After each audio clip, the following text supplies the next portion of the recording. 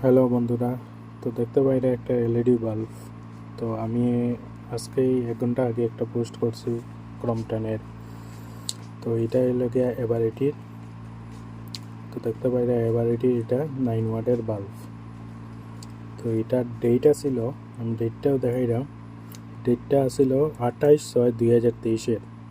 তো এটা বিজলি আর কি গেছে গিয়ে, তখন আমি পুরা চেঞ্জ করে দিছি। আমি বাল্বের জায়গাটা পুরা চেঞ্জ করে দিছি।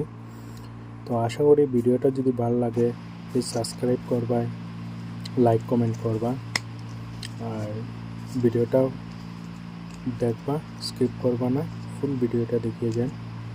ধন্যবাদ সবাইকে।